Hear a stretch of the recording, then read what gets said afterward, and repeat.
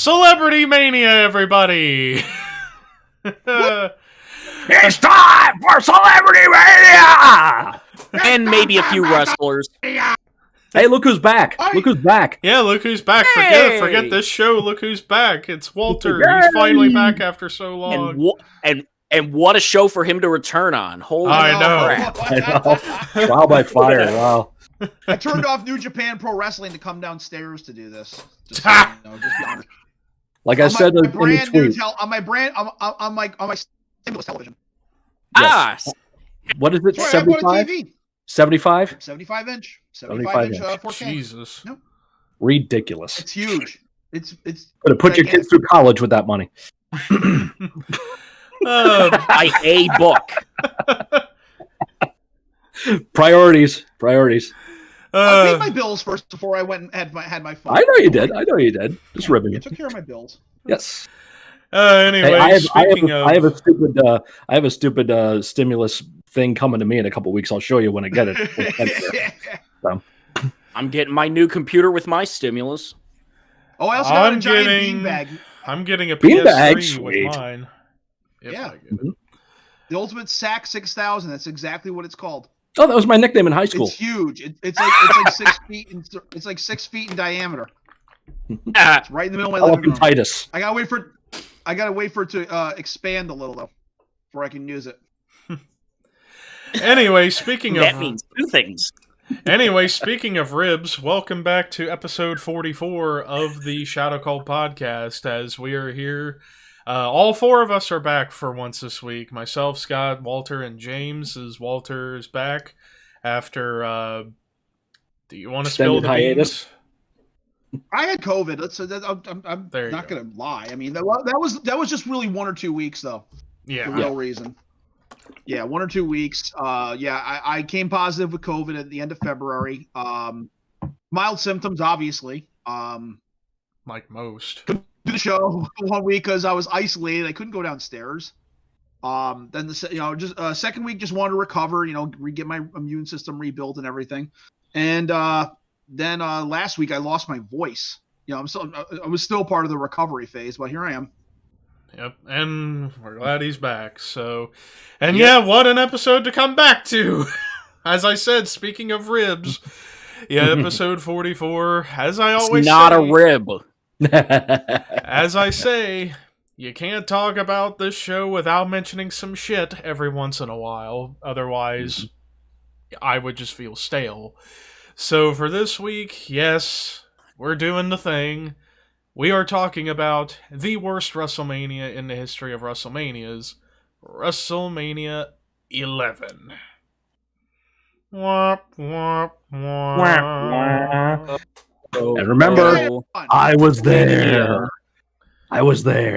Fighting to survive watching the show. Because it was 1995. Yes, we can. It didn't matter at that time. The business was who cared at that point. This was not about 5-star matches and all that hoopla that the internet has ruined for everybody in the wrestling world. It was just a fucking show to go to and have a good time going there and trying to enjoy the best we could. The best highlight we'll tell you about later on for us personally that I remember. But hey, it was what it was back then. And fun fact, this was the first WrestleMania that I have any memory of. Oh. Mm-hmm. And this was the WrestleMania that got Kevin Owens hooked into wrestling. So there you go. So this was this the first WrestleMania you attended, Scott? Yes. Yeah. First of 3. I imagine you were stoked, but then you got there and then on the way home. I like that. Again, this was a different time, so It's 95. It's the recession of the wrestling business. Just the fact that WrestleMania, the biggest freaking show of the year, was that close to where we lived. Yes. It was fucking Hartford, Connecticut, 3-hour drive from Albany. And me, Lee, Scarsdale, my friend Rick, and our friend Tony all piled in Scarsdale's dad's car and drove down there and hung out and played hacky sack in the parking garage across the street from the building, and then went and saw the show and drove home. And it was fun. It was just fun at the time. It wasn't about 5-star matches, and it wasn't oh my god, man, he didn't. He stuck on that freaking spot there, and all this other bullshit. Oh, dear Sean not go over? Spoiler. Yeah, exactly. Oh man. But LT main evented, what the fuck? But anyways, so already we got 9 people watching, 4 on Twitch, 5 on YouTube. How's it going, everybody? It's I see- watching, people. It's my big comeback I see- Yes. episode. So The Yeah. draw is back. The draw is Walt back. equals ratings. Walt was missed. He was missed. I Yeah. know that for sure. So A lot of people are asking about wanted to him. give a shout out to everybody who's in the chat right now: Ricky, Zach, Russell, Sean, Arthur, and some others. How's it going, guys? But Hello.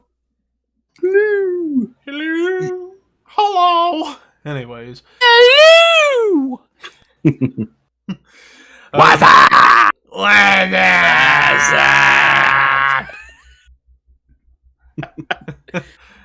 Walter's like, what Hi. the hell are you guys doing? Hey, Larry, Mount Vernon to worship Satan. That got him. Oh boy. So, Statistics? yeah. So, tacos, please. Yes, order of fries to go. wow. You suck as much as he does. For those who don't know what in the hell we're... Do it. I need TV for my bung holio. Are you offending me? My bung hole will not wait. Bung hole. Yes. Anyways, before that, in case you guys didn't Lots know of what we were blow. referencing, we were referencing when Beavis and Butthead was watching the music video to The Philosopher by Death earlier. So, but regardless, so yeah, statistics for WrestleMania 11 took place at the Harvard Civic Center in Hartford, Connecticut. Harvard? Hartford. I can speak the English. Big Whoop wantified about it? Didn't Even think at that so. age, I found it weird that WrestleMania was going to be at the Hartford Civic Center. And then you realize, oh, it was such bad timing in the business. They had to do it in their backyard. They couldn't go anyplace. Yeah, at Right. that point, yeah. Plus, with who was in the main event, it was only a few hour drive from New York, so You got it. it's That's true. New A York. little bit of don't you marketing know? strategy. So, Vince probably couldn't afford the Garden for that show. probably not.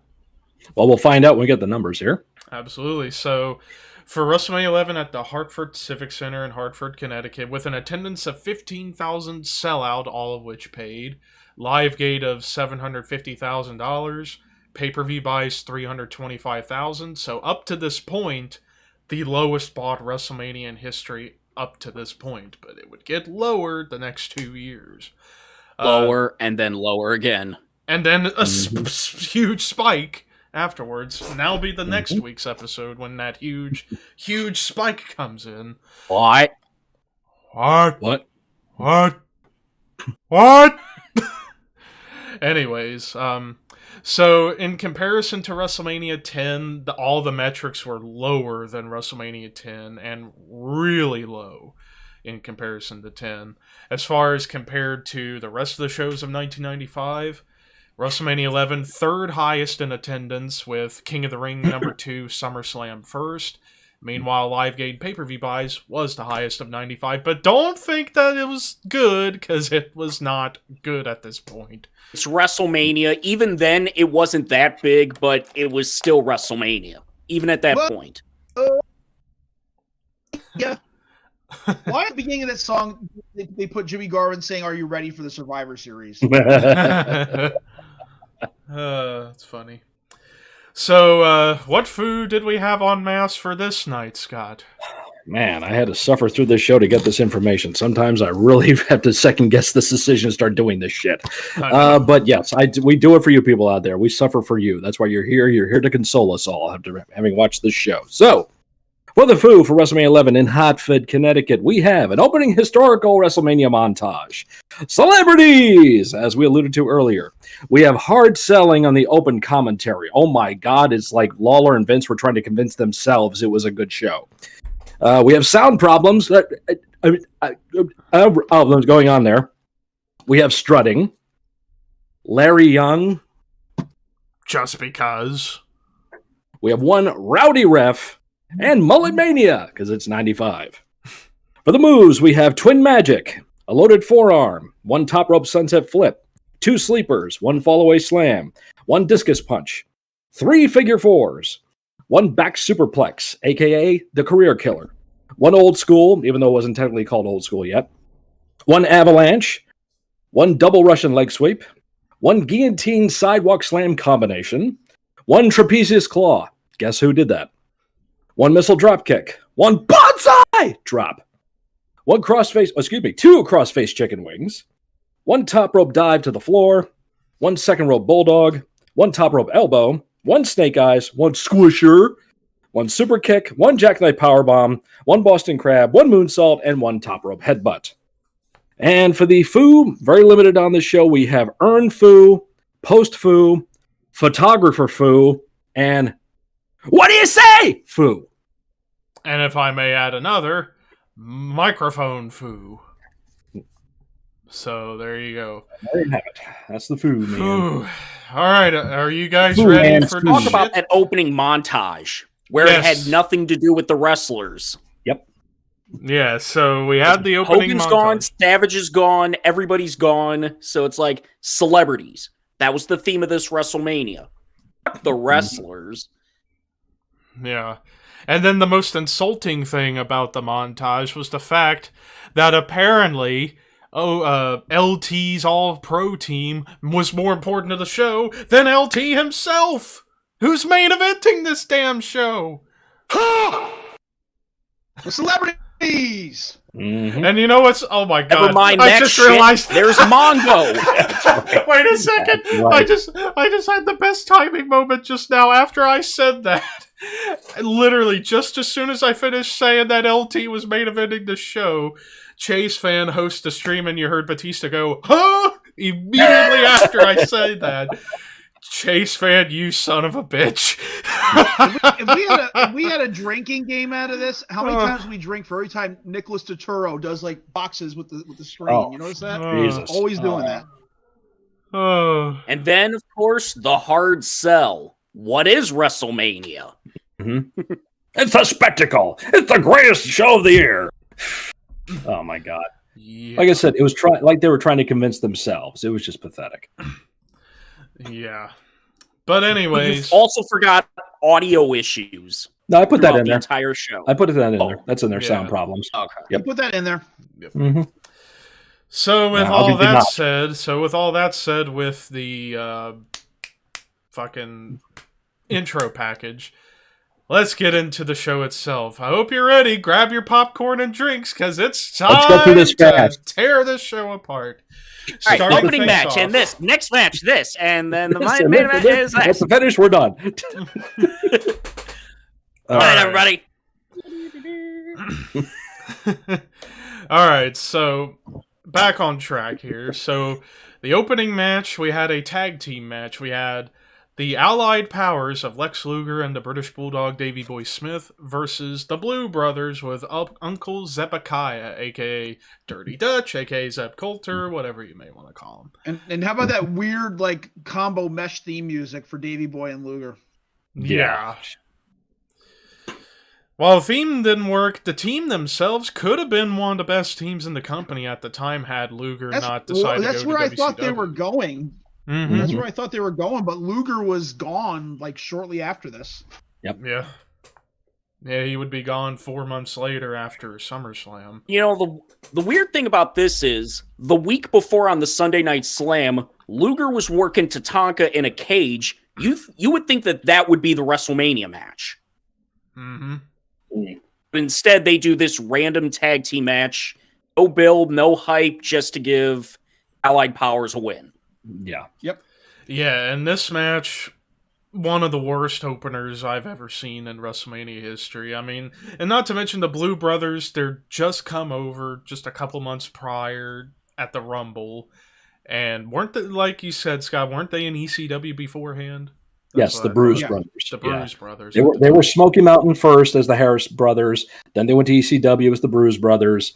And then, well, they were Bruise Brothers there too, excuse me. But then they were called up real quick and all of a sudden became the Blue Brothers, Jacob and Eli. And Vince, you don't even know which one is in the ring at any given time. Granted, I didn't either, but you own the fucking company. I think you should know who's in the ring. In kayfabe, he doesn't own the company. Yes, I know. So, but as a commentator in kayfabe, he would probably need to know which one is which. Well, that Blue Brother right there taking on the Bulldog, and that Blue Brother is being beat up by Lex Luger. Like, Jesus Christ. Same thing with the Beverleys. When the Beverly brothers were a team, it's like Mr. Beverly, that Beverly brother. Uh-huh. Zach, that's awesome. That's what I was laughing at, was Zach's comment. The Blue Brothers, blue cheese and blue balls. Nice. And Cheese fan, thank you very much. I appreciate that. And they're Nazis, so fuck them. Exactly. Mm-hmm.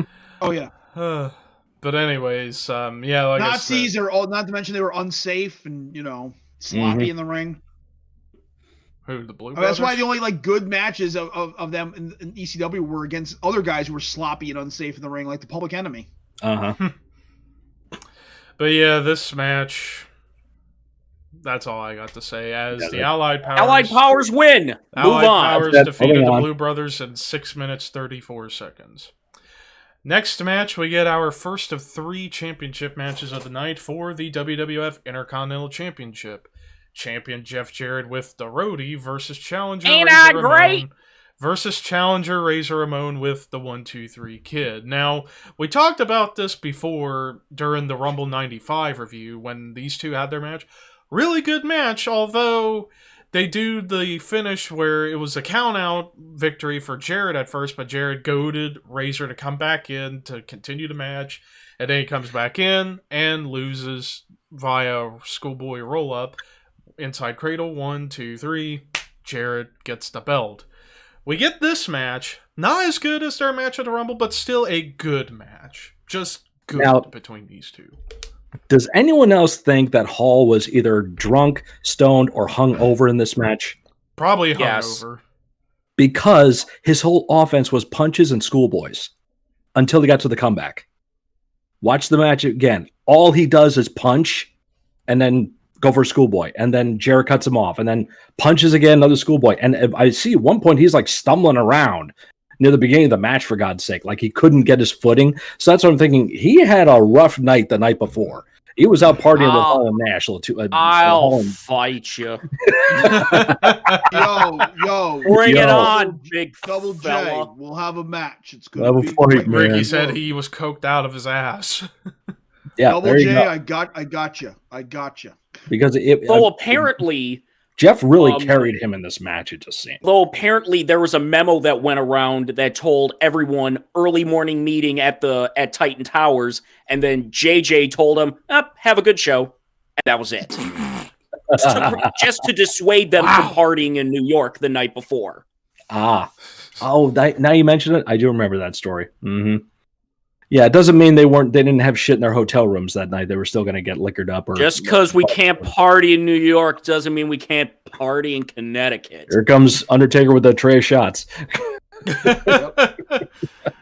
I can drink more than you can. Mm-hmm.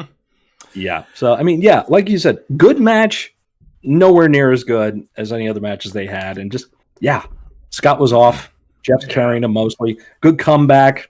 Fuck finish, and then 1, 2, 3 kick, 1, 2, 3 kick, 1, 2, 3 kick, 1, 2, 3 kick. Yeah.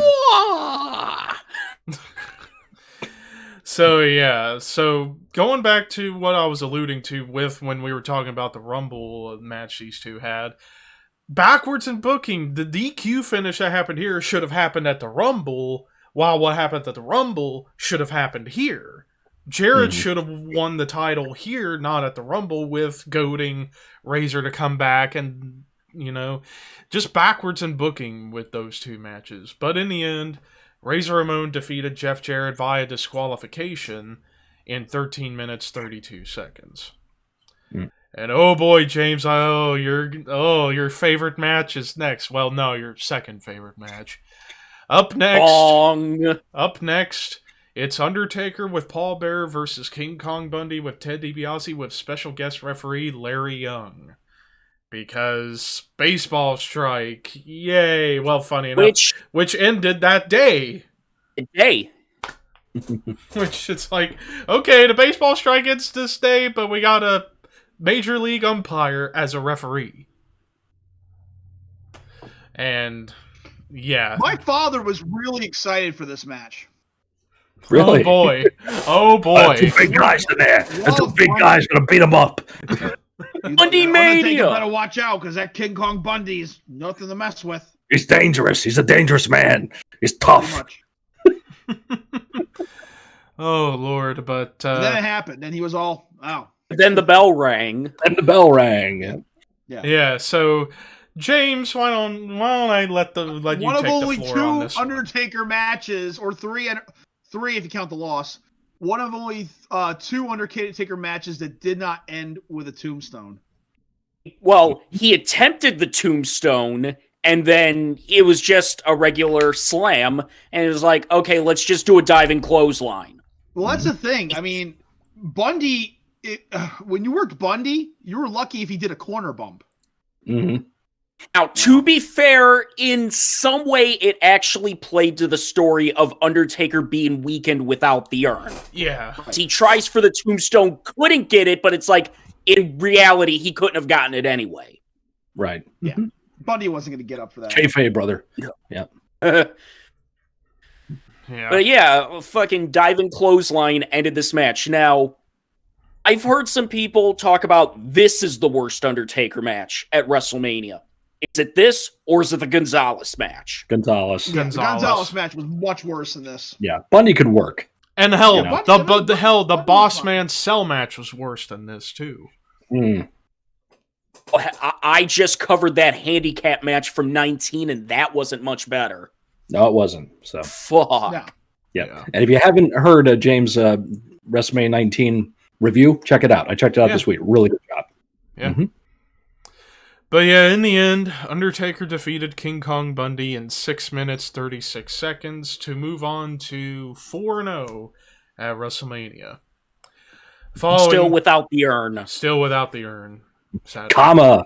Stealing the urn. Gonna melt it down. Melting it. Put it on a chain and put it around his neck. This was the last night of that giant urn. Mm-hmm. And that urn was not like... It was the same urn they used when they had the Undertaker under Faker thing, but it didn't have the light in it, so it was nowhere near as heavy as it was previously. Because Bill Moody said in a promo that he did or an interview he did with Jim Cornette, that thing weighed like 80 pounds when it had the big industrial light. That was a rib. Well, at first it was just to do it for gimmick. After that, it became a rib where Vince said, "We want you to take that to all the shows." Oh, but boy. Because Percy was Percy and he was smart to the business and that stuff, he didn't sell it. And eventually they just didn't notice he wasn't carrying it around anymore. So, but yeah, 80 freaking pounds that thing weighed. And he had a case for it too that he had to drag around the airport. Poor bastard. The only thing bigger was Boris Zhukov's head. That thing was huge. Well, real quick to address Arthur's comment just now. You couldn't pick up Bundy, but at Mania 22 it was easy to do. Put Mark Henry in the tombstone. Well, Bundy was like 60 pounds heavier than Mark in 2006. Well, yeah. Plus, Mark was able to maneuver his body more and could he was light on his feet for a big man. Mm-hmm. Chris Bundy was not. No. And I met Bundy on one indie show I did. Really nice guy. He really was cool and all that stuff. He did not have an attitude or an ego of any kind. And, just a nice guy. I mean, this time it's 90-5, man. What else are you going to do with him? Mm-hmm. But now we move on to match number 4, the middle part of the show, the second of 3 championship matches for the WWF Tag Team Championships. Champions to Smoking Guns, Billy and Bart, versus Owen Hart and a mystery partner. Now, yeah, there were many... It was originally supposed to have been Jim the Anvil Neidhart, but Neidhart was gone from the company by this point. So we went down to the mystery partner route. And there were so many rumors as to who it was originally going to be. Hell, there was even a rumor at one point it was going to be Chris Benoit at one point. But ultimately, what they went with was probably the best choice at this point. And that was, of course, the return of Yokozuna, who you hadn't seen since Survivor Series the prior November. And the reason Owen picked Yoko as his partner was perfect, because he beat Brett for the title. Yep. Yes, sir. Fucking perfect! Yeah, absolutely.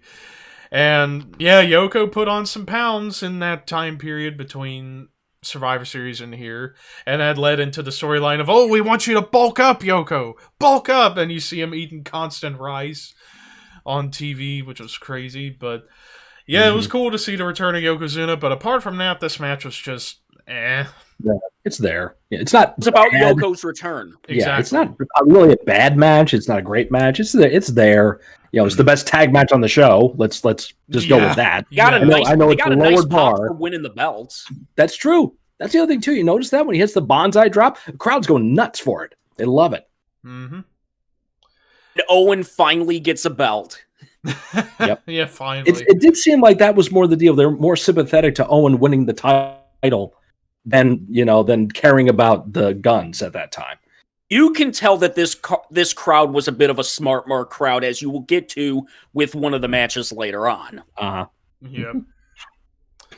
But in the end, Owen Hart and Yokozuna defeated the Smoking Guns at 9 minutes 42 seconds to become the new WWF Tag Team Champions. And just to acknowledge Owen's little slip up there at the end, where it looks like he's going to go for the sharpshooter, and then I'm guessing in his mind he's thinking, "Oh shit, Brett's going to use this probably later. Cover him." Yeah, don't do that now. Yeah, don't do that. Mm-mm. Damn it, Owen, you little Oh, bastard. you little shit. Owen, you little bastard, you're not going to use your brother's move in this match. Put him down there. Just put him down there. His lips starting to turn blue. Reg, if you wanted to try me, why didn't you try me? And I bet you while the match is going on, Stu's like, "Hey, why didn't you put the big rhino in there with Owen? That would be a team." I don't get Hey, what are you making doing? my daughter look like a My sleeper Rhino. mode is the That- best sleeper that was- mode ever. That was my dad. Oh, it's not. Wait, It's like a are you horde. serious? Here, let me show you some sleepers. Puts Brett out. stretch him. Stretch his arms out.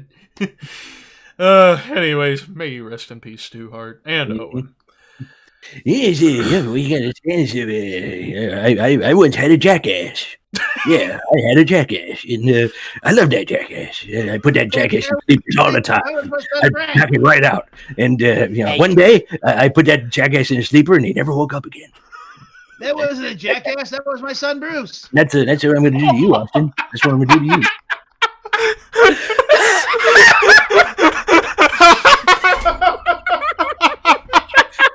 That wasn't a jackass, that was my son Bruce. Please clip that now. Oh my god, my face is turning bright ass red on the screen. We're not going to top that. Oh no. Oh my god. Holy shit. Oh, we need to do that. I'm done. I am done. I think they were popping for my joke. I think they were popping for my joke. Yes, they were, yeah. yes, Yep. oh my god. Yep, it was all about Walt. Oh, anyways. Still got some matches left, Levi. Oh, I know. Let me take a drink. Anyways. What? Come on, focus. All right. The people are waiting. Professionals here, goddammit! Anyways. Moving on Hey, to... bud, what's going on? Yes. What Yes. the hell? What we got going on here? Fast times. Fast times. Uh. Spicoli, man. Dick! You Hey, dick! dude, let's party. Anyways. You All see right. Fast Times at Ridgemont High, right, Levi? Yeah, I've seen it. Okay, just making sure. Just making sure. You dick! Dick. All right, anyways, so... What about Cuba? Having some food. All right, so moving on to the next match, we have an I Quit match with Roddy Piper as special referee, Bret You Hart say? versus Bob Backlund. Now, let's preface this match. So, you had two big matches between Bret and Backlund in 1994. A match on, Superstars in July. Really good match. Then they put on a wrestling classic at the Survivor Series with great storytelling in the last 10 minutes. So you would think that an I Quit match between Bret and Backlund would be great. And the reason why this was an I Quit match was because Backlund said, I'll only let go of the chicken wing unless if my opponent says, I quit, Mr. Backlund. And we get this match. One of the worst matches in the history of WrestleMania. Oh my god. I called it the worst match of his entire career. And you know what? me- He's It right. was WrestleMania, but it wasn't a good match. Oh no. Oh. And I will say though, when this was actually the big moment for me and my friends when Piper came out, because that was a surprise, and we're just like, "Holy shit, it's Piper!" We could not believe that. We're such huge Piper marks, especially a friend of mine who is strong Celtic and Scottish heritage. Even though kayfabe brother Piper's not Scottish, but still, he was like so happy that Piper was there, and so were we. It was like the best part of that match was Piper. What do you say? What do you say? What do you say? It's like some people may have hated that, but I just laugh because it's like, well, it's better Funniest than one Oh, my- was when he asked Backlund and then immediately asked Brett. Yes. Even Piper knows, like, Quit okay, this is Backlund? bullshit. He say Brett, and then the crowd laughed. It's Yep. like, okay, now it's a joke. Yep. Yeah. Even he knows. He's like, all right, this match is dead. I got to do something. Yeah, I got to do something to make this somewhat entertaining. Mm-hmm. Oh my god! But I can see people like being all upset backstage. What is this? Some sort of a clown show, Piper? Hey, your match was terrible. I had to get these people going. yeah, like I've never eaten marijuana! I've never. I've seen the light. It's right there. I've never sworn But, in yeah. front of my children! Was it Vince Russo he put in the CrossFit chicken wing? I think it was. oh. It was some Looked WWE like him, editor- it could have been. some magazine editor for the magazine. I think it was Russo. Oh, don't remember that one. But anyways, and then of course the cherry on top of this fuck you match, the fucking finish. So yeah, Brett has Backlund in the chicken wing himself, and Piper's like, "What do you say? Ah! Ah! Ah! Ring the bell." He said, "I quit." He didn't say I quit. Why did this The match rule have to stated, exist? You must say I quit into the microphone. Hey, man, that's what Tully did to Magnum in the cage. Do you quit? Yes. He didn't say I quit. They still called the match then. That's what Backlund does. He just says yes. Okay, but that match was awesome. Yeah, I know that, but I'm just making the point. That's like, if it was fine in Crockett, it's fine for Vince. Doesn't matter who's in the ring. That's the end. Yeah, but in AEW, it's better. Oh my god! But yeah, AEW is better when the women are main Going event. up part, I'm really worried about next week's AEW because they ended it on such a high note with that women's match, and that's the problem with AEW. They never Every time capitalize. they go up, they always go back down. Never next the following capitalize week. on it. Mm-hmm. Nope. And God, they better push those two girls. Mm-hmm. They should I be wanna the see faces either of one that them in a division. dark match or a fucking casino battle royal or whatever they do. Mm-hmm. yeah.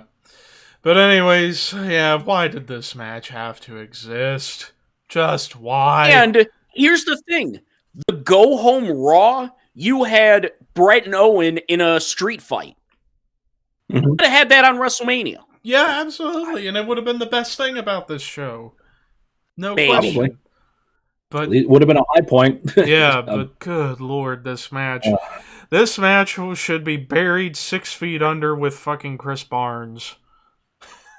I'll agree with that. So there you go. Anyways, Bret Hart defeated Bob Backlund in 9 minutes 34 seconds.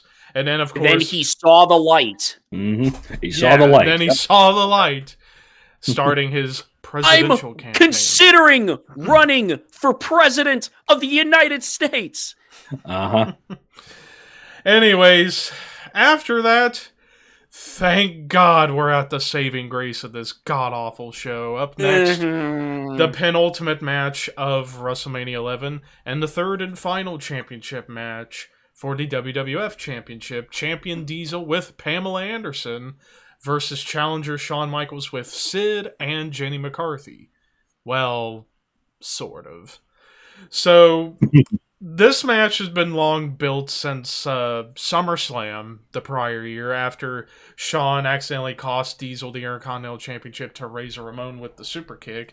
And then during a tag team match with, it was Diesel and Shawn versus Brett and 1-2-3 Kid, I believe. Right, it was the Click. Yeah, it was the Click. It was Shawn and Diesel versus Razor and Kid not Brand Kid. It was the second episode of Action Zone. And that was a great fucking match. And of course, second super kick. It's like, okay, there's definitely problems here. And then we get to Survivor Series, where you had the Teamsters versus the bad guys. And Shawn, like, Diesel eliminates pretty much everybody on the bad guys team except for Razor. And Shawn's like, I want to get in. Hold him up. Another super kick for the third time. And as Gorilla Monsoon said, the honeymoon is over! And the build-up gets bigger as they vacate the tag titles because Shawn's like, I made Diesel, I'm better than Diesel. And then Royal Rumble happens, Shawn wins the Rumble, Diesel's the champ.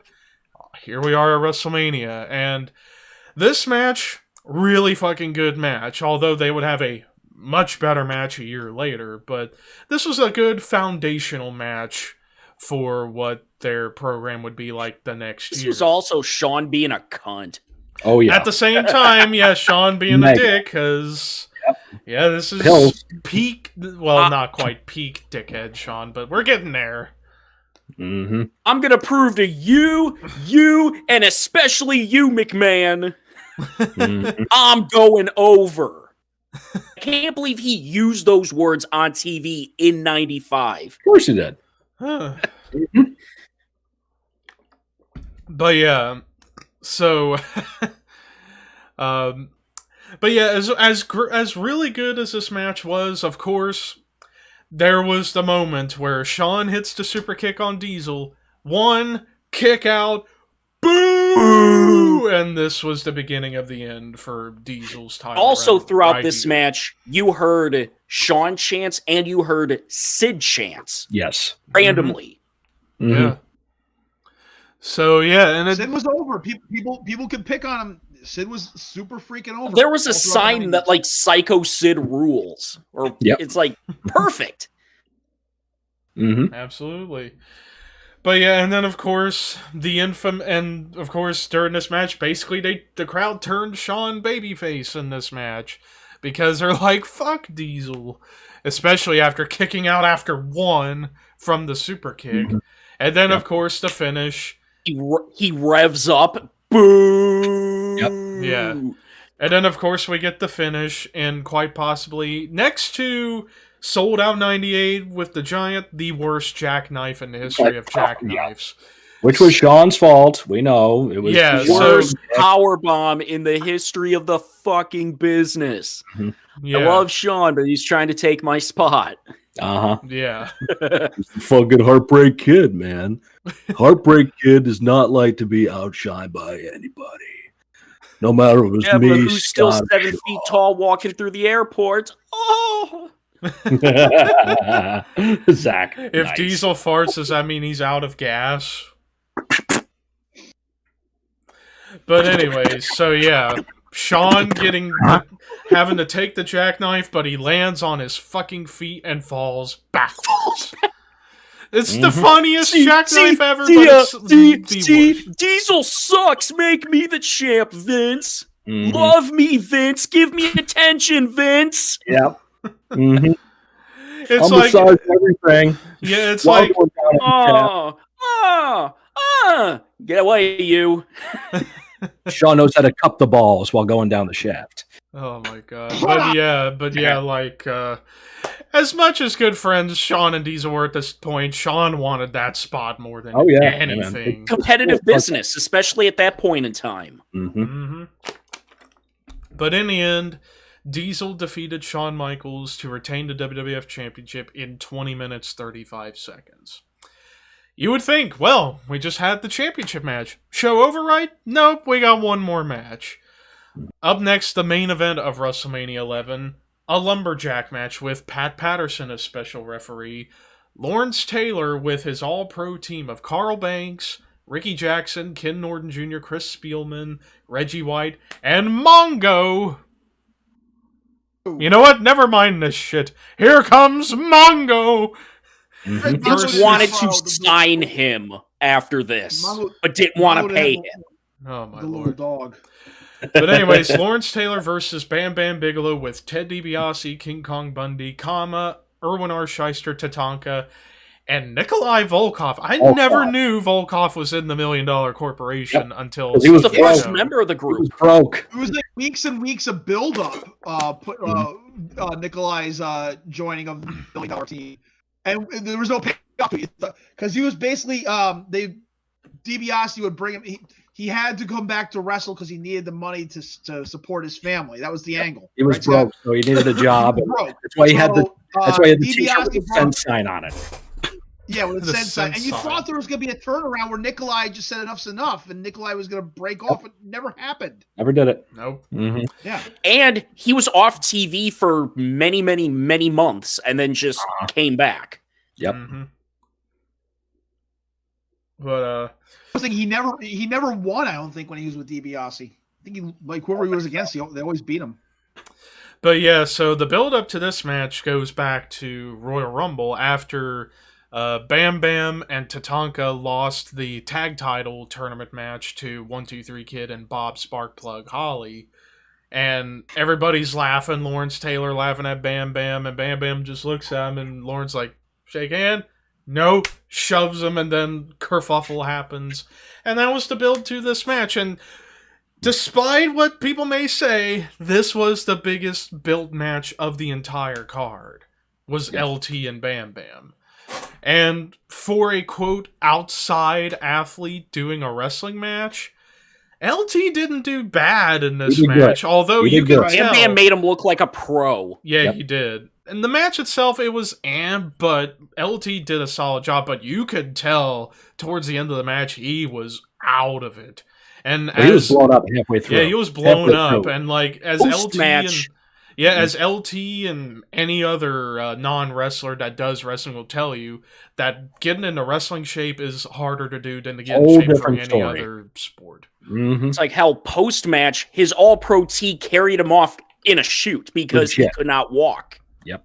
And what I do enjoy about this match is the fact that LT wrestles like a football player and not like a 10-year veteran. Like that happens nowadays, where you get somebody that's never been in the ring before, they get in the ring, and because they practiced all freaking week, they work with the other team, like the other workers that like they've been wrestling for 10 fucking years. Here it looks like LT is like straight out of football trying to hang in a wrestling match. What does he do? A lot of forearms, a lot of shoulder clotheslines, tackles. What football players do. Exactly. So he's not trying to do stupid, like he's not trying to do moonsaults and hurricanranas and dives, Bad Bunny, and he's not trying to do any kind of stupid shit these days. So it looks like he's trying to actually wrestle the way he can instead of a way. So I respect that from this match, and everything LT does in this match, the crowd pops for every time he fires up. They're into it. So yeah, it was main event, and it delivered as far as I was concerned. I remember we were all shocked as shit when that match happened. Like, oh my God, fucking LT had a good match with Bam Bam Bigelow. Salt and Pepper did LT's entrance. Yes, they did. Yes, they did. If you have the live version of the show, you will see that entrance. If you have any other version, it's cut. It's cut. Yep. Before there was Cardi B and Megan Thee Stallion, there was Salt and Pepper. Mm-hmm. Yeah, which by the way, in that intro package, to that song specifically for this match. Yeah, and speaking of Salt and Pepper, if you rewatch that intro package, they looked like they wanted to go down on Bret Hart. Bret Hart. If you watch the build of this show, they basically was best ever the will be, but watch the build up to the show. They wanted to do that with all the wrestlers. That's true. That is true. But and by the way, and Zach, DiBiase even associated Costa Bigelow saying, "You lost to a football player." Yeah, and he got paid a lot of money to lose to that Order mill in one night. Yeah, like I'll do it if it means more money. I'll take it. That's right. So in the end, we'll owe you one. Yeah. So in the end, Lawrence Taylor defeated Bam Bam Bigelow in 11 minutes 42 seconds. And they acted like LT just won the world title. Yeah. We didn't talk about the post-match celebration for Diesel and Shawn. All celebrities, all come to the ring. Diesel's hanging out with Hollywood. And Jonathan Taylor Thomas. Yep. Oh God. Yeah. Pamela Anderson. I was saying Pamela Anderson was pushed as if she was going to be in Sean's corner, but then all of a sudden that night it was Jenny McCarthy, and then Pamela's with Diesel. There was no explanation as to what. Poor freaking Pamela Anderson walks in the goddamn building with all the wrestlers staying there. It's like the chick walking into the gangbang video. I mean, dude. Now, funny enough, really creepy as hell. The footage they used for that was the intro to the Royal Rumble. Yeah. It was a different intro with the live version. Still. Still creeps me out. Ugh. Yeah. But yeah. Overall, this show can suck at HIV cock. That's all I gotta say. Wow. Say what you really feel, Levi. Wow. Gosh, Levi. Mm-hmm. Because, when it comes to when people say... Because when it comes to when people say, oh, what's the worst WrestleMania of all time? A lot of modern people want to say 27's the worst. It was just an average WrestleMania, for fuck's sake. Get your head together. Maybe a little below average. Maybe a little below average. Maybe like a 2.5 out of star ratings if you want to go Dave Meltzer and this shit. Which fuck him anyways. But anyways, yeah. There's no there limit. There will never be a WrestleMania that will be worse than this one.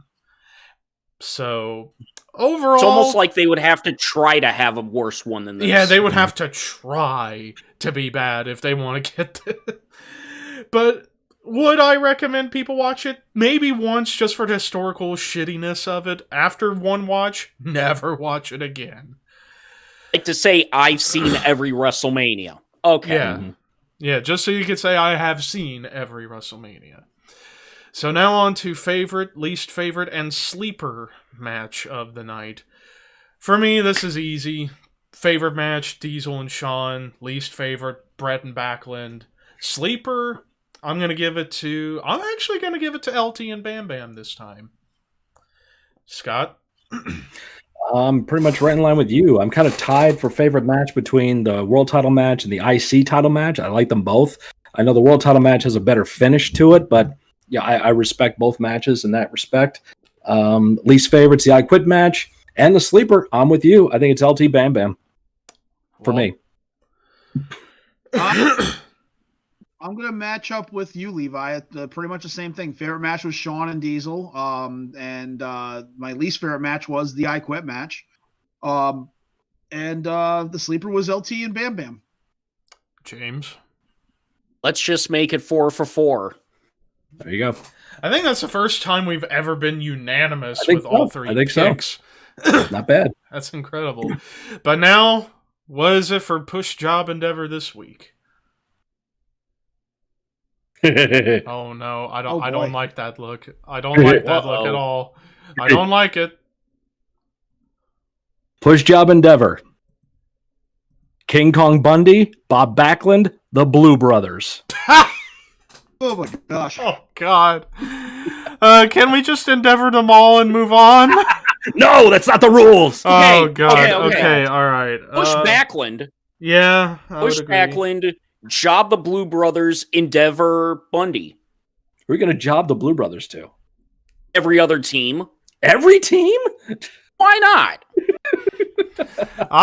They can beat local competitors, but they can lose to all the main teams. I'm going to say Push Backlund, Job Bundy, Endeavor to Blue Brothers. Walt? I'm with Levi, same thing. Push Backlund, Job Bundy, Endeavor the Blue Brothers. Blue Brothers really brought nothing to the table. No matter where they were, what promotion, honestly. Even ECW, in WCW. TNA, WCW. In WCW, they had a very strong presence, and I still wasn't, two really big guys, don't get me wrong, but they just name a good Harris Brothers match. Right. That one match against those. That one match they had on it was a match on Nitro. Yeah. All right, Scott, what about you? I don't do the shit. I just come up with the names. I don't give you an answer. You've given an answer in every other instance. Yeah, I'm waving it this time. Oh, I can predict it for you. Push the Blue Brothers, Job Bundy, Endeavor Backlund. I'm just gonna say no, that right please. That's just pathetic. Please. That's a rib. That's a you think rib. you know me. You think you know me. That's it. That's it. You think you know get out. It's my time. It's my time. Get out. I said get out. Jesus. Push Backlund to the White House. Job Blue Brothers till they go to TNA. Endeavor There was no Bundy TNA until he yet. appears on Married with Married Children. with Children. He'd already been on Married with Children. And that's the wrong Bundy, too. No, King Kong Bundy was on Married with Children. He was on Really? one He episode. was? Yeah, they did one episode.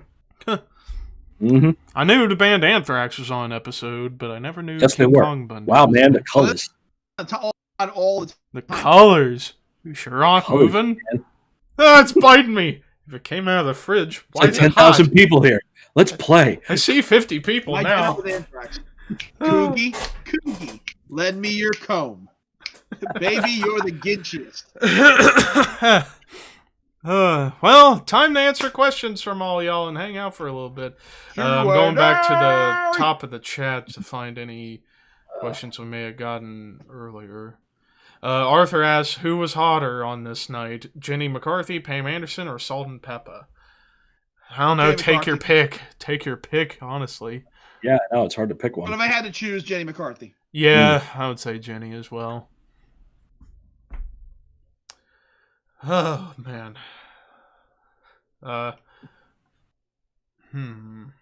Trying to find any others that we may have had earlier. No, that was pretty much it so far, but feel free to ask questions.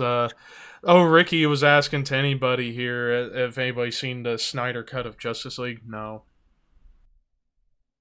Walt, what about you? I probably won't. I bet you Walter will when he has the time. When I had time, I was planning on it today, but everybody was so like immersed with the new television that we all had to watch different. I got to find 4 hours to invest in it. Yeah. Right. And besides, now with Falcon and Winter Soldier starting up, it's going to be even harder too. Oh, Falcon and Winter Soldier's like it's not like where they're releasing clusters. It's only 6 episodes. Falcon and Winter Soldier. Yeah, 6 as opposed to 9 with WandaVision. That's true. In WandaVision, said, they released. Yeah, Ricky just said he binge watched the Snyder cut of Justice League and slept until 5 a.m. Well then. Predictions for Fastlane? Well, let me actually pull up the card. Shit. Yeah, honestly, but if we have to... What? Okay. I don't even know the matches. Why is there a pay-per-view 3 weeks before WrestleMania? Because Vince is Why are there crazy. any pay-per-views in between Rumble and Mania? There should only be this is the idea I've had for so long of what they need to do with pay-per-views. Instead of having 12, 14 shows a year, cut it down to 5. Bring back King of the Ring, keep the big 4, and then in between, do a Saturday night main event type thing. They might have something in their. They might have something in their contracts. They might have something in their contracts with these different streaming services and networks that say they have to put on a special event pay-per-view every month, and that's why they're doing it. Yeah, I agree with you, Levi. I think it should be cut back too. Cut back to 5, 6, 7, whatever. Don't need to do it every month. I'm with James too. There should not be a pay-per-view between the Rumble and WrestleMania. There's maybe other things happening here. This is really cutting it close. I mean, all I know is it's Daniel Bryan and Roman Reigns in the main event with Edge as a guest as a special enforcer for the match. Not the referee, the enforcer. Which means we're going to be getting a 3-way at WrestleMania. Seems like God it. Damn. Yeah. I'm a fan of Daniel Bryan, but Same I don't want to see a 3-way. No. I want to see Edge Roman one-on-one. Mm-hmm. Now, if it's a 3-way, I really want Roman going up. Yeah. Mm-hmm. Yeah. Hell it yeah. can look even stronger. Don't have either Edge or Bryan take the fall on each other. Mm-hmm. That's your out of taking the belt off of Roman. Right. Mm-hmm. Have been done. So the card for Fastlane, so we got women's tag title match, Nia and Shayna versus Sasha and Bianca. No way Sasha and Bianca is winning. Again? Don't care. Yeah. Mm-hmm. IC title match, Big E, Apollo Crews. Big E, I'd say, is going to retain. That should be the WrestleMania match. That should be a WrestleMania. Exactly. That should be a WrestleMania match right there. Sheamus and Drew, no holds barred. I see Drew winning that. Yeah, That should be the WrestleMania match too. They've had like how many matches have? That's the thing. Sheamus and Drew have wrestled like 3 or 4 times this past like month or so, with Drew going up in every one of them. Why are they still? Why are you doing this one now? If that's the case, then let Sheamus go over for once. Yeah, Drew already has the title match. Yeah. The title match is already a lock with Lashley. Second Unless year in a they're gonna row, make that. the other title match is just determined by like, hey, I'm gonna fight you. Okay. Unless we're going to see Lashley, Drew, and Sheamus in a 3-way for that title at WrestleMania 2. Everybody's got to get on the card. Yeah. I still want to see, this is future booking, of course, but just do the deal where put 2 of them against each other night 1, the winner gets the champion night 2. Just do that. Just like Wrestle Kingdom. Just like Wrestle Kingdom. Mm-hmm. Then we got Nakamura versus Rollins. I'm looking forward to that. I'll be happy with that That'll one. be a good match. Yeah, I think Rollins is going to go over. Rollins is going up. I hope we're getting a tag match at WrestleMania. Cesaro and Shinsuke against Rollins and Murphy. I think that will fucking scorch the place. Yeah, but I think they're gonna do Cesaro versus Rollins at WrestleMania 1-on-1. Maybe, but I'd rather see that tag match. We got Matt Riddle, Mustafa Ali for the U.S. title. Matt's gonna retain. Another WrestleMania match. Yep. Yeah, that would have been a great pre-show match right there. Yeah, because nothing says pre-show like Mustafa Ali. Yes. Then we get an intergender match: Bliss versus Orton. They're not gonna go at it. It's gonna be an angle. It's gonna come back. Yeah, Fiend's coming back, or maybe it's Firefly Funhouse Bray. Who knows? It's gonna be the Fiend in some sort of new getup, mask, like a new mask or something. Hold on. Time out. They could do this. Have Orton and Bliss stand there, and then like things start flashing, and then Bliss all of a sudden becomes Braun Strowman in Bliss makeup and outfit. What? Oh my god! And he wrestles Orton like that. Now, I will say, whatever they do with Orton and Bliss, that'll probably end up being the main event. Probably. Because you're going to end with the Fiend coming back. Mm-hmm. Yeah. And then, of course, Roman and Bryan. Better hope Roman wins, so that way... Wasn't Braun and Shane supposed to be on this show? I got no clue. And it's the dumbest thing ever. The buildup is so awful. You can't say that on TV. Mm-hmm. I don't know. I don't know. I have to say, Edge and Jey Uso was really good last night. It was a solid match. Yeah, it was good. See, this show should be Edge and Bryan versus Roman and Uso. Mm-hmm. If you're gonna have a pay-per-view before Mania, do a tag match. Exactly. Well, you know what? That's like a Clash of Champions. That's going to be the SmackDown before. You know, that's and Edge is going to pin Roman. Right. That's oh my God! He pinned him once. He can pin him again. And then Zach asked if you had to book the worst WrestleMania ever with only the worst matches in Mania history, which match from 11 would you put on that card? Easy, Brett and Backlund. Easy. The I Quit match, yeah. Mm-hmm. Yeah. So what would be the main event of that worst WrestleMania ever, taking the worst matches in WrestleMania history? Oh God. Goldberg Brock from 20. That's not a main event though. It could be any match. Oh, okay. That's any match. Yeah. So any match from WrestleMania history that was bad to put on a worst WrestleMania card. How about Elmer versus Adrian Adonis from 2? Well, I was going to say Piper and Mr. T boxing match. Oh yeah. And I got to cover that show next week. Oh boy. Fucking lucky me. With the Run DMC rap in the middle of all of it. Oh God. Rockin' Robbins, America the Beautiful at the start. Oof. Yep. Oof. Oh man, but anyways, Owen Hart and Skinner from WrestleMania 8's the main event. Skinner. Mm-hmm. Anyways, Bundy and SD Jones from WrestleMania 1. That was a cool. That was the cool. Lawler and match, Cole, was Mania Owen 27. Skinner. No, Michael Cole, Jerry Lawler, WrestleMania 27. That's the main event of a worst Mania card. Brett and Vince from 26. Oh wow. Oh yeah. Snooki, Trish, and Morrison versus Ziggler and Too Cool. Too Cool. Oh god. What other bad Mania matches could be on this show? Taker Gonzalez, Taker Boss Man, Earthquake Atom Bomb from WrestleMania 10. We just saw it last week. The Divas, one of the Divas Battle Royals from like 25 or 26. When Santina won the Miss WrestleMania? 25. Yes. Yep. Mm-hmm. Yep. The gimmick Battle Royal from what was it? That wasn't bad. That was fun. That was for a the entrances come on, alone. man. But shame on you. Shame on you, Shame, Walter. shame. Oh yeah, it's true. It's only WrestleMania match.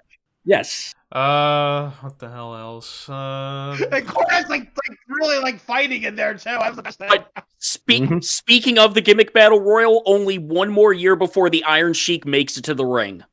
By the time Iron Sheik gets to the ring, it'll be WrestleMania 38.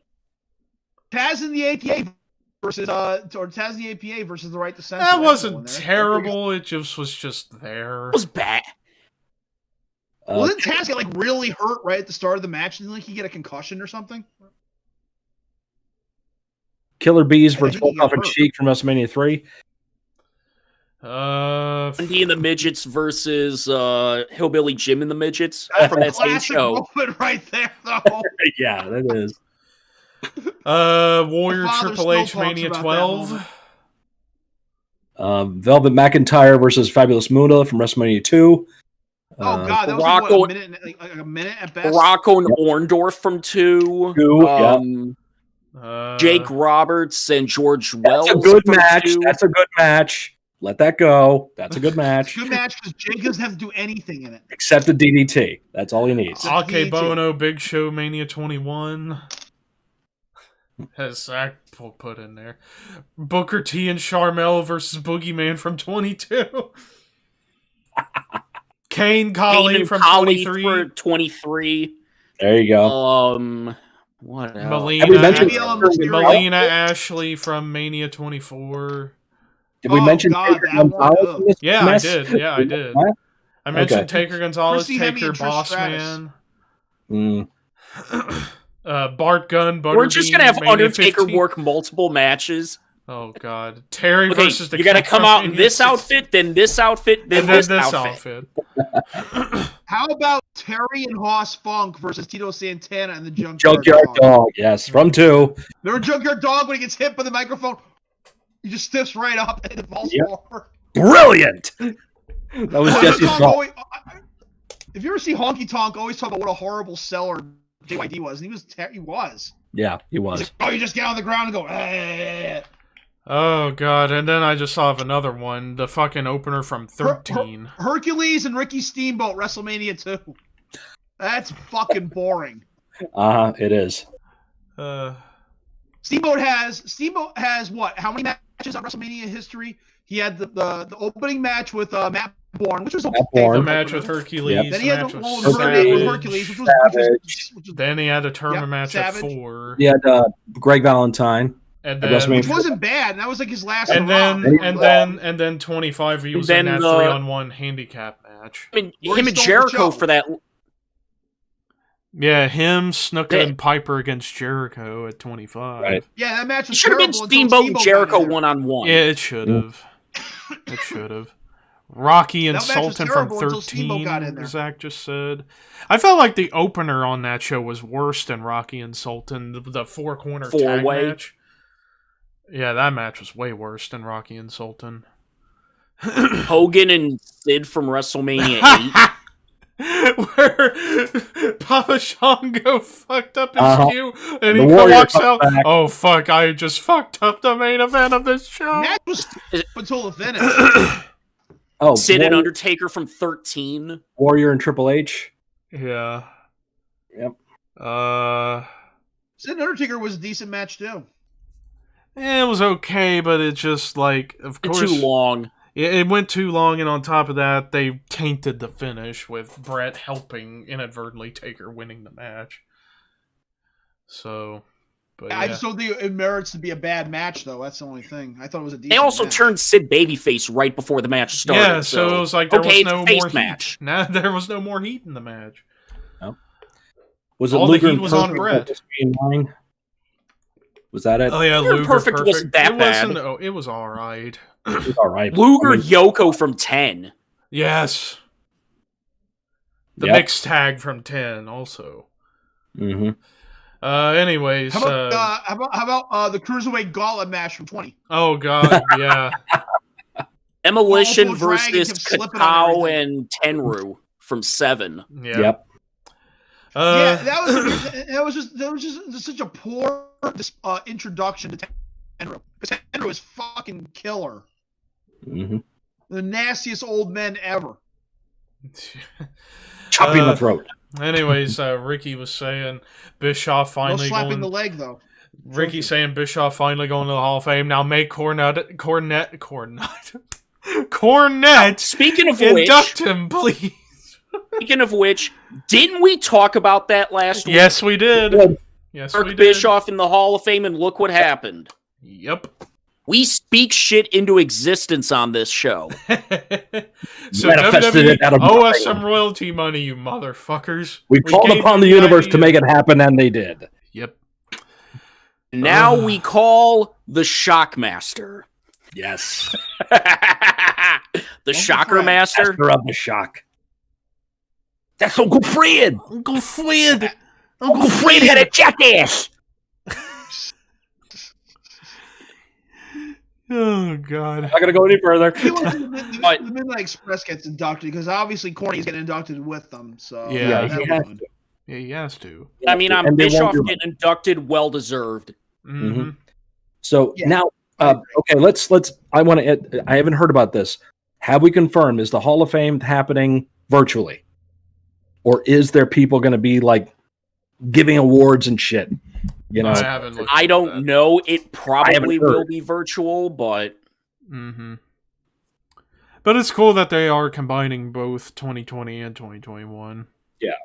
Kind of saw that coming anyways, so... Ricky says I'm going to call it Vader, the next one to get inducted. And it would be cool. It would be cool. should have been in when he was alive, but Yeah, he should Yeah. have. But better late than never, I guess. put Lemmy in. yes. Yes. Lemmy in, damn it.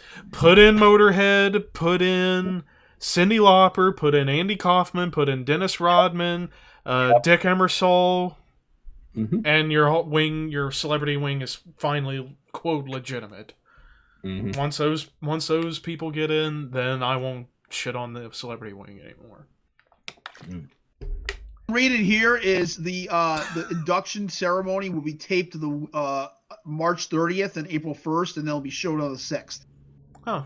So Oh, it's being taped. I think it's just gonna be a pre-taped thing. I mean, like there'll probably be no fans in the audience, obviously.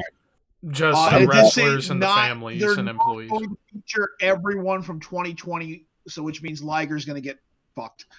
Yeah. Yeah. Yeah. But but yeah, and Walter, we were talking about this last week. Even before everything went down last year, I even said that after what happened at 35, no more fans at the Hall of Fame. No. I after what happened with Brett during 35, yeah, no more fans at the Hall of Fame. Yeah. Have it be a more intimate surrounding. You can have Right. like all the other wrestlers there. Or and at their like wives, or in like families a and everything. theater that has Banquet. like a separate Banquet level where they style. can't Right. go down. Yeah. Yeah. Yeah, either Yeah. that That's what or it was. no That's fans what it at was all. when because before after what that. happened. It was Yeah, like the 2004 with Bobby Heenan and and Superstar and all those guys and Jesse. Something more intimate. Mm-hmm. Yeah. And yeah, Ricky, we were talking about that before we went live about the glitch in the network saying that Daniel Bryan would be going in. I mean, is he deserving? Absolutely. But not it's this still year. it's on Sportskeeda right now. It's on Sportskeeda right now. Saying it's a rumor, It's a rumor, yeah. So. rumor and innuendo. Mhm. Yeah. I mean, is he deserving? Absolutely, but not while he's competing right now. No, it's good. No, As Levi likes to say, it's going to taint it. Like, there's only been one active person go in, and that was Flair. Yeah, in 2008. Yep. Sting too, sort of. Yeah. And Triple H to a degree. Mm-hmm. Yeah, because when he went in with DX, yeah. And now the NWO was supposed to be getting inducted, right? Yeah, they were 2020 class. Yeah, the 2020 class. Off the top of my head, I remember Liger, the fucking Billas, JBL, Bulldog. Finally, NWO, particularly Hogan, Hall, Nash, and Waltman, and Batista. That was it. Okay. And that was it for last year. So combining that now with Molly and Bischoff and a few more possibly. Yeah. Like I said, I saw that coming that, well, if they're going to do the Hall of Fame this year, might as well combine both classes, and that's what they're doing. And so we have Raw, we have the Hall of Fame, 2 nights of NXT, SmackDown, and 2 nights of WrestleMania. Then another Raw, potentially NXT moving to Tuesday, and then cycle continues. And it just keeps going. Yep. So. Yep. Now, also, there was a slew of COVID cases for NXT this past week, so they had to change up a lot of their plans on television. I'm waiting. Shit's going to happen. WrestleMania weekend, we're going to see a lot of changes probably. Oh, Mm-hmm. Yeah. boy. Russell says RVD might go in. It would be cool if Rumor, RVD. yeah. I think that I'd be down with that. Mm-hmm. Yeah. I was just talking with Scott about it the other week because that word is going around. Yep. And there's only one guy who should be inducting RVD, and that's Sabu, because the induction week, the speech will it's gonna be hit and miss. Sabu will be in a bad mood, and he'll just say it real quick. All right, here's RVD, ladies and gentlemen. Thank you, and that's it. Or he'll get high backstage with Matt Riddle. Riddle won't know who he is. Dude, you a Hayabusa fan? And then they show clips and stuff, and Riddle's like, "Dude, that's you." No, Sabu. Yeah, that's Sabu. you. No, Sabu. Yeah. No, Sabu. Warrior Award should be Shad Gaspard for the Warrior Award. Yes. Oh, that's yeah, that's that'd be nice. JTG is really pushing for it. Mm-hmm. Oh, and real quick, Russell, you asked, don't I have the RVD One of Kind DVD? Yes, I did. It was actually sent to me by my old pal 420 Goonie on YouTube. He was selling a bunch of his stuff. RVD on the whole fucking show. Okay, I fucking love RVD. Sorry, but Yeah, me too. Rob, you were passionate and funny. And And you were charming and funny and okay, whatever. It's like I'm not part of the family. that's what I like about these things. Shake your hand. See people here who are. I want a backhand compliment, you know. Mm-hmm. Yeah. I'm a tough guy. I'm a bad motherfucker. Oh, hell yeah. Oh, yeah. Oh, yeah. Hell yeah! I'm a tough guy. I'm a bad motherfucker. You don't want to fuck with me. I use that with my angry roughneck customers at work when they get all pissy and mad. I go, oh, I'm a tough guy. I'm a bad motherfucker. You don't want to fuck with me. And they get so thrown off and upset and pissed off over even more. You said it wasn't mandatory. Mm-hmm. You guys are having your own show at this point. Levi, why don't you add to the conversation? Yeah, go ahead if you I want. don't know what else to talk about with RVD that I haven't talked about in the past. Well, I guess Russell brought up a good point. On that DVD, they talk about how RVD nearly lost his fucking eye with that table spot in ECW. Oh, yeah. Yeah, I remember seeing that. I was like, oh, God, he was lucky he didn't lose his fucking eye. Like, holy shit. Very lucky. Yeah, and I don't And back think in I those ever days, seen... man. Yeah, I never seen, like, ever in the history of wrestling, a table break like that. Usually it would go down, Yeah, but it very went... weird. Yep. It was... Whew. That's Back like, in those days, a man, million and ECW. one cosmic fluke. Oh, man, that eye would have come out. He would have grabbed it, shoved it back in his head, run to the back, get some duct tape on that motherfucker, and go finish the match. 5-star frog splash. 5-star frog splash. Yeah, after Eye all, pops out. Sabu Even and with that one eye, I'm the whole fucking show. But I mean, hell, we're talking about the same Whistle. If Sabu gets to induct him, Sabu will say, first off, fuck you, Vince, for not inducting me first. That'll get him in a lot of trouble, and he'll never get invited back again. Nope. By the way, I sold my uncle's ring for pot. Now, who else do you think will be going in, or potential for this year? Oh god. Well, aside from the obvious ones, that won't happen for at least for a long time. Yeah. I'm trying to think. Yeah, we did discuss it last week. And it's like trying to think of like realistically right now. Because honestly, I don't see Taker getting in until next year when they're in Texas. Taker's going in next year, and reason being is because one, there's going to be a lot of inductees this year, and the induction speeches are probably going to be half the length of what they normally are. And like you said, And they're probably get 5 minutes. That's it. And when Taker goes in, they want this to be a grand spectacle. Yeah, so maybe next year's class it'd be like maybe 4 or 5 at most. Mm-hmm. Probably. Or it could be a class of 1. For the first time since Andre in '93, class of 1. Yeah. Yep. Taker just talked for an hour. Yeah, who wouldn't want to hear an hour-long speech from him? You would hear some of the best stories ever and all kinds of great stuff. Why do you think Bret Hart's speech is maybe my personal favorite speech? Because so many great stories, especially about Owen. Bobby Heenan was the best one, though. Yes, it was. Yeah, man. It was. Yeah, such a tearjerker too. And if you don't get a tear in your eye when he says, "I wish Monsoon was here," you're not a man. Because that made my mom cry. Yep, my wife and I can't. Oh, yeah, we have to gun up to watch that one ourselves, man. That made my mom cry because it made her think back when I was a grown up kid, watching wrestling and stuff. She always remembered Heenan and Monsoon together, and Actually, Zach, I just used a clip of that in my video I just did today. Yeah, and what's funny, I was in New Orleans when that happened. I wasn't in the arena for the ceremony because we got to the hotel late, but I watched it on the network from the hotel. I love you, Mr. T, but good lord. You had to have Kane come out and tell you, time's up, buddy. Mm-hmm. Birthday! And right now, Hillbilly Jim is still giving his speech. Yes. That too, yeah. 2022 in Texas is going to be for Taker. 2023 in California is for The Rock. I would have assumed, I could have assumed possibly they could have put The Rock in this year since home state of Florida. No. But have back-to-back one-person classes. Taker for next year and The Rock the year after that. Mm-hmm. And then wherever they're going for the Mania after that, then you go back to a normal 5 to 6, 7. My guess.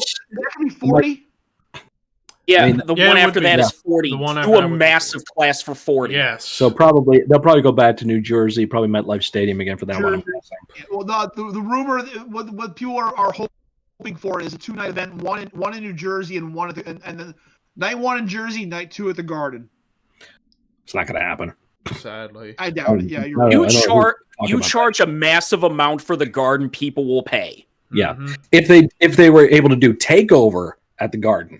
Yes. Oh fuck! They'll do that. Insane. That would work. That would be worth the trip alone for a Takeover. I will be going to that. Mm-hmm. I will be going to that one. Damn right. I'm still old now for WrestleMania and Indy. Indianapolis, yeah, I know. That or Vegas. I know James was talking about Vegas. There was even at one point I heard a rumor that they would do it in Minneapolis. And of course, there's always that pipe dream of Wembley Stadium, which Ricky just brought up. Mania 40 in the UK. Yeah. We're gonna do it in the New York area for 40. I'll bet you over these next 3-4 years, you're going to see a lot of changes with WWE business-wise. You're going to see a lot more expansion. They want to start they've got their offices in Japan. They want to start developing that area. They're going to get something in Australia, China, the Middle East, all these areas. I predict someday WrestleMania will be at the Tokyo Dome. That would be insane. Oh, that would be insanity to say. Somehow it's going to happen, man. We're going to see a lot of changes with the company. I'm sorry. I'm going to eat these words, I know, but my words taste delicious, so I don't mind. Vince is not going to be around much longer with the company, I think. Maybe 3-4 years tops before he's either voted out or has a heart attack. Yeah. Yeah. And once either Shane or Paul or Stephanie or whoever takes up, or fucking Kathleen Kennedy takes over WWE, things are going to change.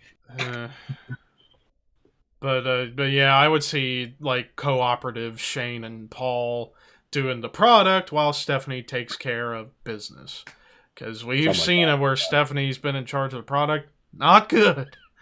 Not good Not good at all. Just let her handle the money. She can run the business, and that's fine. and she can run the business fine. That's Let fine. Shane and Paul run the wrestling side.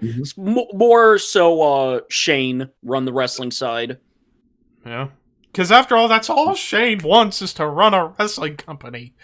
For God's sake. How long do you think it's going to take before they finally reveal that WWE has partial ownership in AEW?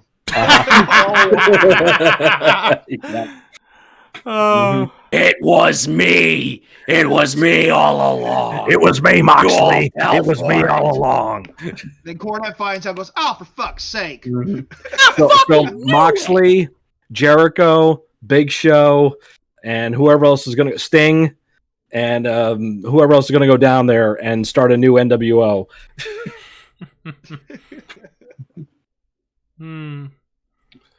Oh boy, but man.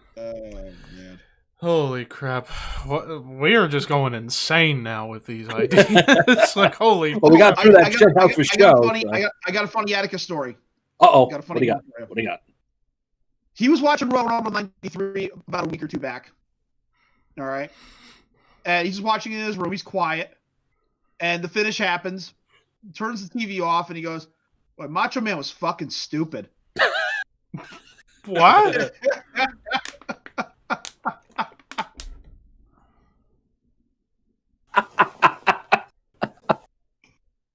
You got to know Atticus. Just know how funny that is. Oh. I can totally see him doing that. Wow. That's your kid, man. Yeah.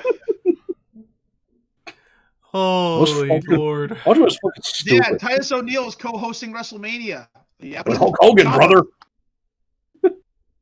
The younger folks are not very excited about Hulk Hogan. Well, they'll not understand. Mm. See, that's also another problem with wrestling today. A lot of younger wrestling fans can't appreciate the old school stuff from the 80s. Well, no, they're going back on Hogan, why Hogan was erased from TV for a little while. Oh, why are they allowing that to happen? Mm-hmm. Look what Austin did in 2002. I mean, we celebrate 316, but... Mm-hmm. And yeah, what Hogan did was fucking stupid, and he should be condemned for it, but condemn everybody. Mm-hmm. It's a lot of hypocrisy. I was having a conversation with a friend about this. I'm like, dude, if we let our politics and personal beliefs and such get in the way of wrestling, there probably would not be a lot of wrestling we can enjoy then. Nope. No. You know? Nope. No. Everyone goes on about how AEW is, excuse me, the liberal promotion. The fucking owner gave Donald Trump a $1 million donation to his Exactly. campaign. As did one of their brought top in Mike stars. Tyson, And and look what Tyson did. Yeah. Look at some of the abusers they have in that promotion. Mm-hmm. The speaking out movement. Yep. They're still working there. Yeah, one of them got taken off TV for a few weeks. Mm-hmm. Yeah. Sammy Guevara. Because he quote unquote wanted to, Yeah. Sasha Banks. Mm-hmm. Yeah. And everyone's kind of forgotten about that. Then there's you got guys like, you realize in the entire time they were in they have been in operation, they have only let 2 people go. Danny Havoc. Yep. And B. Priestley. Yeah, that's why Havoc was in rehab, wasn't he? Yeah. Danny Havoc and B. Priestley. Mm-hmm. What's gonna happen when Shad Khan tells Tony Khan, look, you gotta let some of your friends go. The P&L is looking awful. You know. But I don't want to let anybody go. Mm-hmm. Yeah. Daddy, buy me that. Yep. Son, you can't have all these wrestlers. Some of them must go. But I want to play with them. Yeah, he made friends and buddies with these guys now, and when business comes, and when Dad says, "Look, we got to cut some of our losses here," payroll is ridiculous. Mm-hmm. It's gonna be like that movie Moneyball, where Brad Pitt's having a chat with Jonah Hill about firing people. Mm. It's gonna be just like that. Oh Lord, but and it's gonna eventually happen. They're gonna have to start cutting some people. They will. Mm-hmm. They will have to. It seems like they have more people on their roster than WWE. Oh, the roster is Seems like it. gigantic. Yeah, it's horrible. And overly heel. How many fucking baby? But don't you know there are no heels and baby faces? Yeah, I they're forgot all about that. Sorry, wrestlers. yeah. It's ECW. I forgot. Yeah. Yeah. I don't know. So much reminiscing when I watch it. Oh, and Yeah, Tony cutting Khan's edge. not going to be a character on TV, except he's on TV now. He's on TV fighting with Kenny Omega. And yet people want to say, "Oh, AEW is not like WWE." Oh, come on. They're exactly the same. Yeah. And then they're talking about the pay-per-view buy rate for the last one, which was actually pretty good. Yeah. And they're like, "Don't tell me Kenny Omega's not a draw." You guys suckered everybody into thinking there was going to be a major Hall of Fame worthy signing. That's why everybody in. Yeah. Mm-hmm. A ploy to get you all to buy the pay-per-view. Oh, and we're going to blow up the ring. And it was just a poof. Yep. And then there's a reason why death matches have never been on the forefront in major mainstream wrestling. Right, because something goes wrong every time. Well, 9 times. With all the faults we give AEW, they put on a match like they did on Wednesday, and it's like... Yep.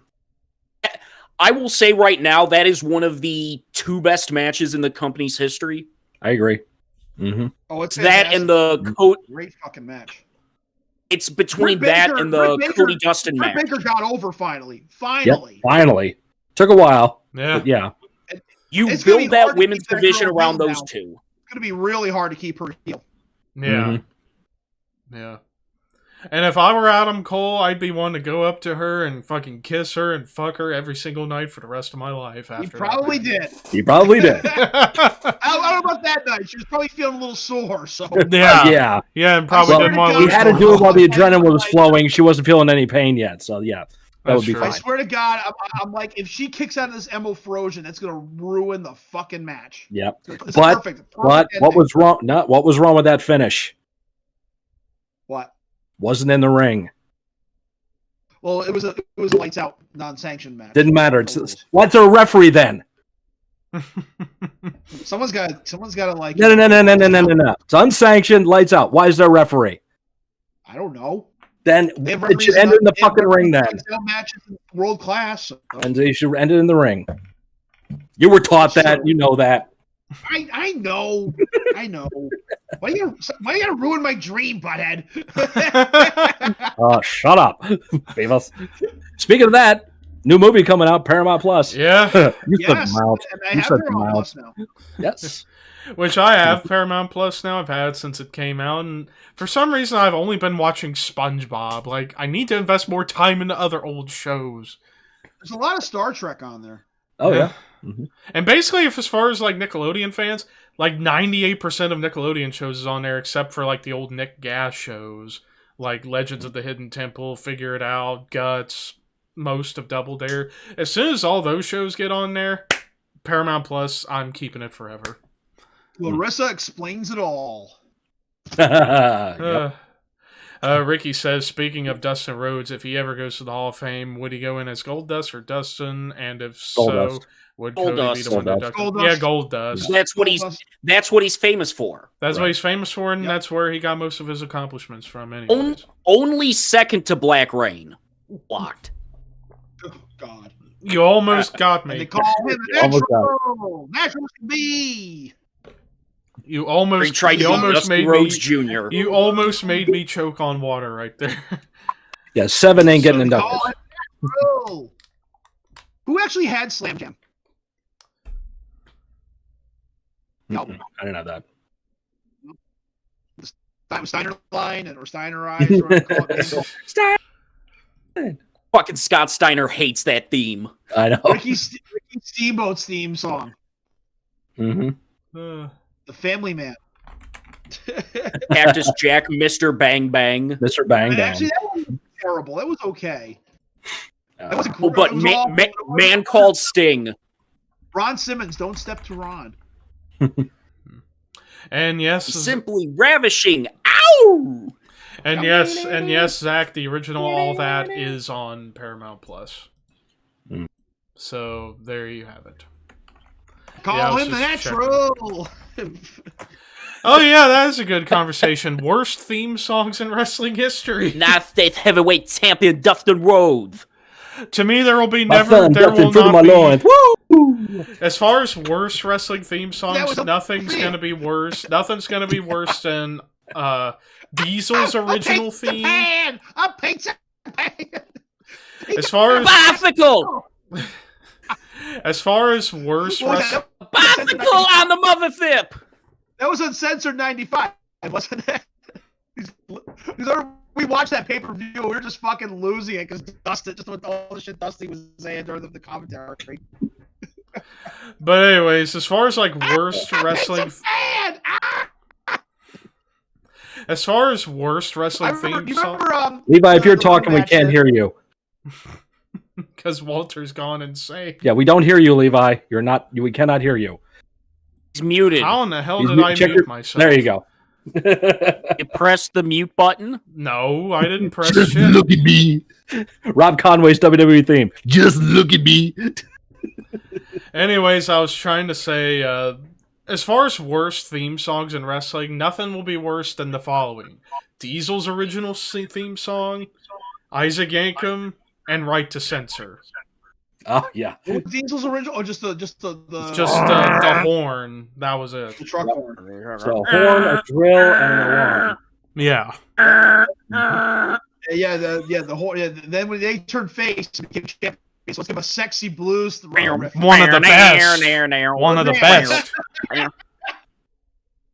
Oh yeah, just look at me, Rob Conway. That was pretty bad. Cinemax music. Actually, somebody I think edited in the Roseanne theme to Diesel's like Titantron, and it fit perfectly. Oh boy. Remember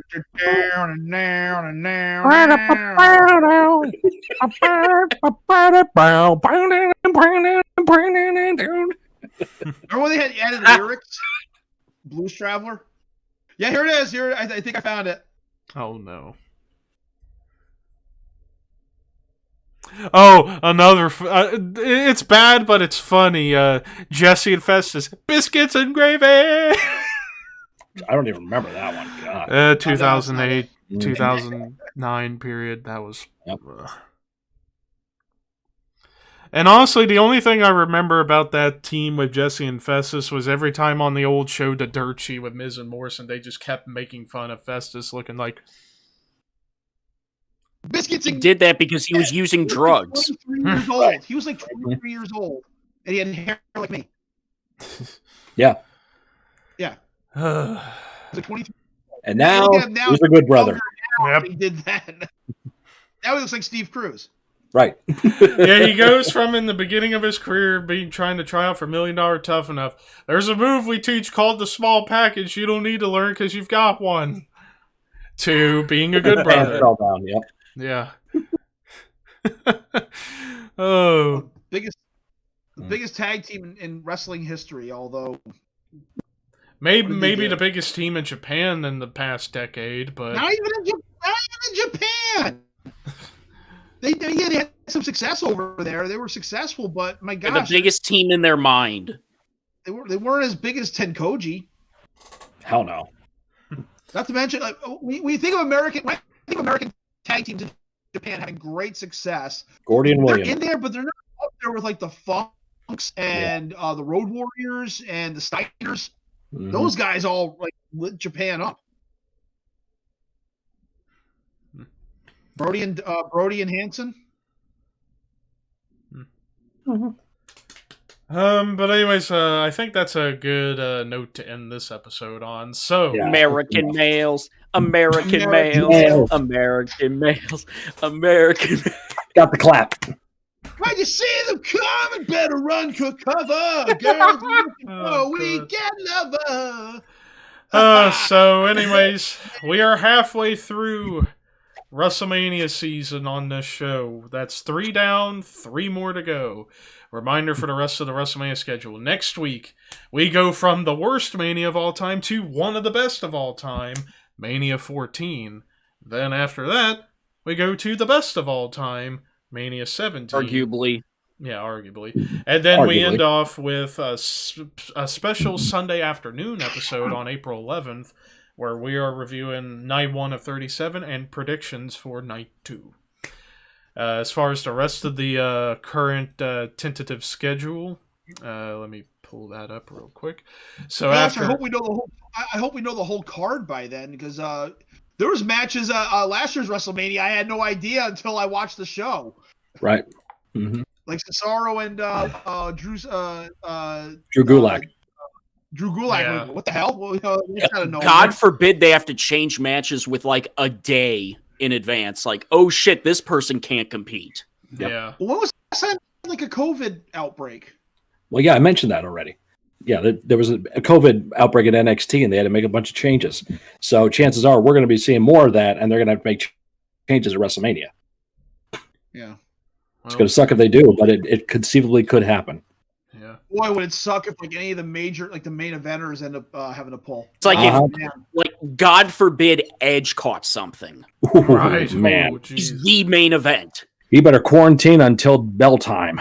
From what I heard, I mean, a lot of the outbreaks were from these guys going partying and going Yeah, 'cause they're out stupid. and stuff. But And yeah. Vince was getting Because- Mhm. Vince was getting pissed. Yeah, Cutler got fired because of that shit. Yep. Not just because The he was entire shit. NXT roster is full of bunch of dumbasses. They all party. They all like live in the same neighborhood. Yeah. Florida. Can you Smart really see like someone like Mojo Rawley staying home? No. No. No. So anyway, so then the schedule that I got updated currently, of course it can change, but after WrestleMania season, we get back to a normal schedule. After that, we got ECW Barely Legal 97. Then after that, on the 24th of April, it's TNA Lockdown 2006. And then in May, there's 2 guaranteed episodes. May 15th, we're doing Beware of Dog in Your House. But May 1st, the 1-year anniversary, Watch along. the Watch Along to Heroes of Wrestling, folks. Oh, Jesus Christ.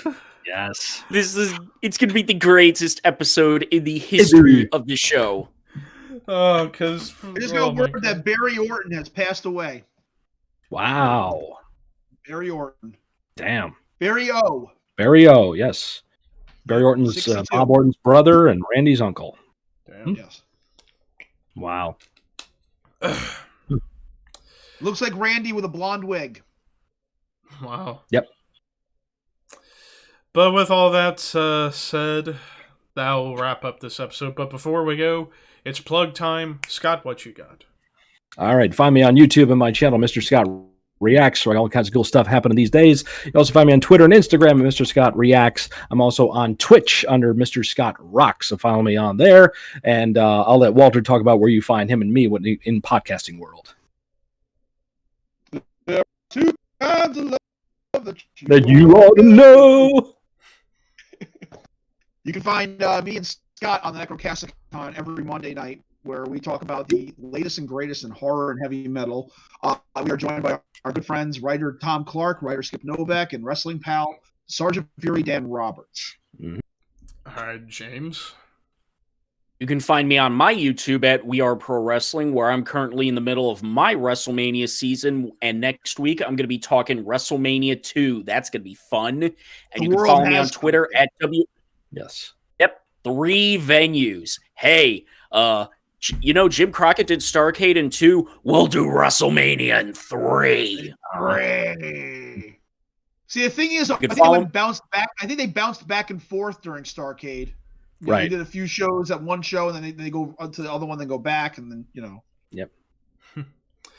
And you can follow me out. Hey, let me finish my plugs. I thought you were done. Sorry. I was trying to plug my Twitter, which you can follow me at WAPW_wrestling.